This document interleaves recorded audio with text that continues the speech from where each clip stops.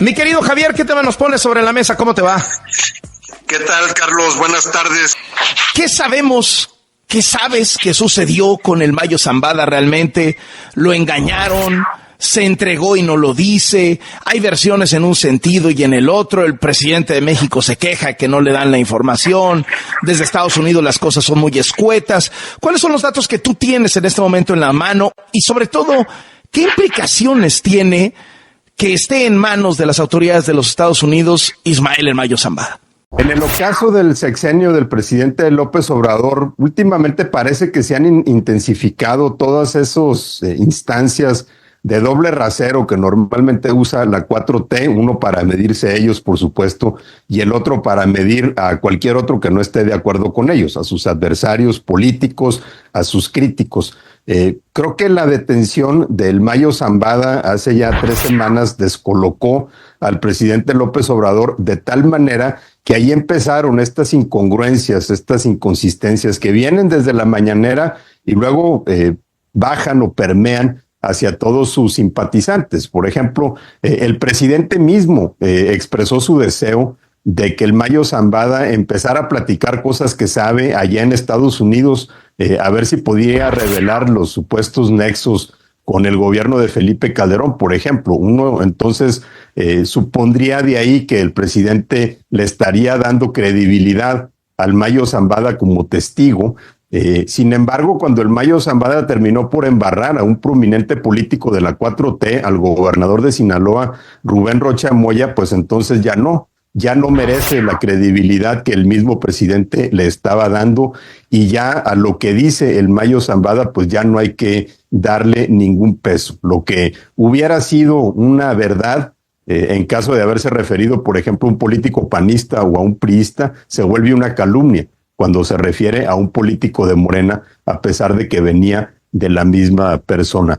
El caso del Mayo, por supuesto, también dejó al presidente con un profundo enojo contra el gobierno de Estados Unidos, que pues prácticamente ni le avisó lo que estaba haciendo cuando detuvo al Mayo Zambada y a Joaquín Guzmán López y los posibles contactos que habría tenido para la entrega con el hijo del Chapo Guzmán. Pero como el presidente López Obrador no puede reclamarle a Estados Unidos la detención del Mayo Zambada, porque entonces el gobierno de Estados Unidos le preguntaría, bueno, ¿y tú por qué no lo detuviste durante todos estos años?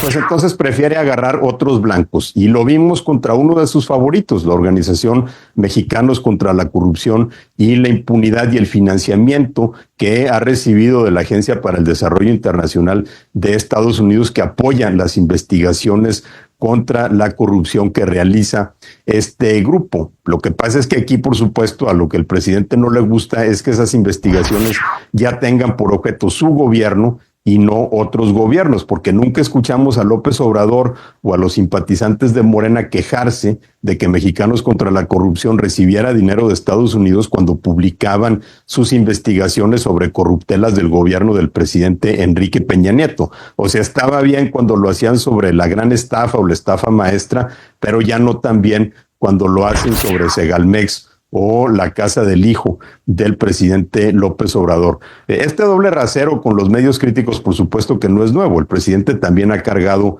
contra latinos en más de una ocasión, pero lo que sí llama la atención es que tuvo que sacar de nuevo este caso porque no podía expresarle sus reclamos al gobierno de Estados Unidos por lo que verdaderamente lo estaba molestando, que es la detención del Mayo Zambada.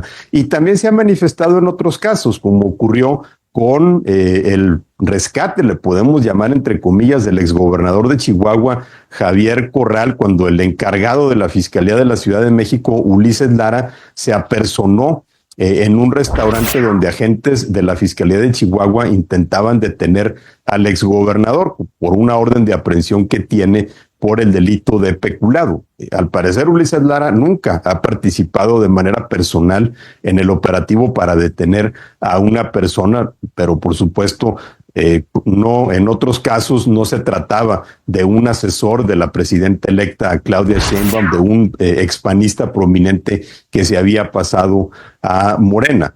el presidente López Obrador, defendiendo a Corral, dijo que en todo caso la Fiscalía General de la República debería hacerse cargo de la investigación porque la Fiscalía de Chihuahua era facciosa, como si ese calificativo no se le pudiera aplicar también a la Fiscalía General de la República, que ha tenido, pues, digamos, persecución en casos muy selectivos, porque a veces uno se queda pensando, por ejemplo, si la Unidad de Inteligencia Financiera pusiera el mismo esfuerzo en investigar el lavado de dinero del crimen organizado que el que ha puesto en investigar a organizaciones de la sociedad civil por el financiamiento que reciben, pues quizá el panorama sería distinto en la lucha contra el crimen. Pero en estas últimas semanas del sexenio del presidente López Obrador, del primer gobierno de la 4T, vemos que las cosas se le están saliendo de control, se le está descomponiendo su fin de sexenio y la realidad también lo está alcanzando en las pocas semanas que le quedan en el poder.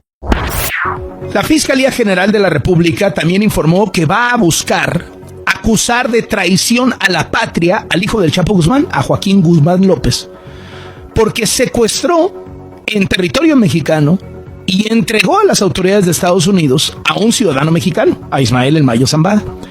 La Fiscalía explicó que el delito de traición a la patria se configura cuando alguien secuestra en territorio mexicano a un ciudadano de este país y lo entrega a una autoridad extranjera, que se tiene contemplado en el Código Penal y que por eso se va a acusar a Joaquín Guzmán López de traición a la patria. Fiscales de los Estados Unidos quieren a Ismael El Mayo Zambada frente a la justicia en la Corte de Brooklyn de Nueva York, la misma donde fueron enjuiciados el Chapo Guzmán y García Luna, y también lo quieren en Texas. Ahorita El Mayo Zambada está en Texas y va a ser llevado a Brooklyn, donde pues también tiene que enfrentar cargos relacionados con narcotráfico. Qué caliente está este tema y cómo se le ha ido políticamente complicando al gobierno. Yo nomás le dejo una reflexión. ¿Qué estaría pasando si El Mayo Zambada, en vez de salpicar a un gobernador de Morena, hubiera salpicado a una figura de la oposición? No, hombre. Ya tendríamos a Pablo Gómez de la UIF haciendo una hora de explicaciones de vínculos financieros. Oiga, ayer Estados Unidos dijo que le encontró al Mayo Zambada 14,000 millones de dólares en propiedades. ¿Dónde está la UIF? ¿La UIF es cómplice de del crimen organizado? ¿Se está dedicando? No le pregunte usted 30 millones de pesos de mexicanos contra la corrupción y la impunidad. No, hombre. No pregunte usted que de dónde paga su nómina Latinos. No, ahí sí. Una hora de explicación en la mañanera. Oiga, 14,000 millones de dólares del Mayo Zambada. Shh, calladitos. Y luego no quieren que uno piense mal.